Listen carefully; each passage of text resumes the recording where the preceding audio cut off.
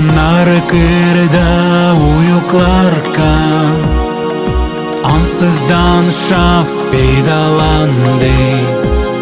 O gelirdi göklerden, pek güzel şafk yukarılardan. Allah'ın angeli uçardı, o siz korkmayınız derdi. Allah yolladı getirin, insanla sevinmek haberi. Allah'ın angeli uçardı, o siz korkmayınız derdi. Allah yolladı getirin, insanla sevinmek haberi. Yok niçin siz hiç korkasınız, hepsiniz lazım sevinesiniz. Allah'ın oğlu geldi, günah prestolunu ezdi.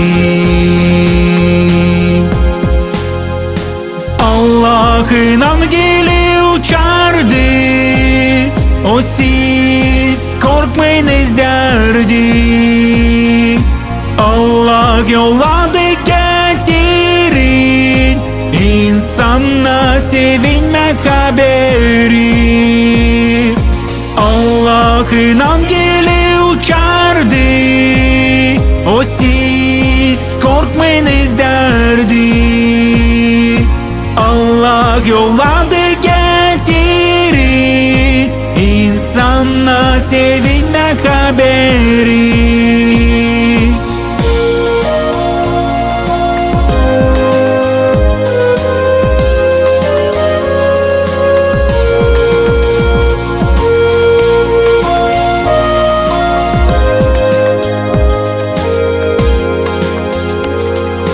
Günahkar insan hiç korkmayınız, hiç ditsinmeyin, uslu olun. O ahırda ne uslu yatar, rüzgarları o durgu der.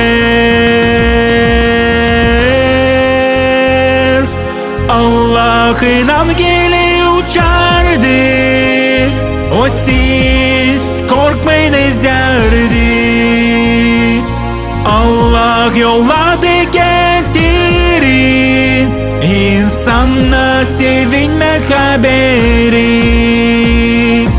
Allah'ın angeli uçardı, o siz korkmayınız derdi.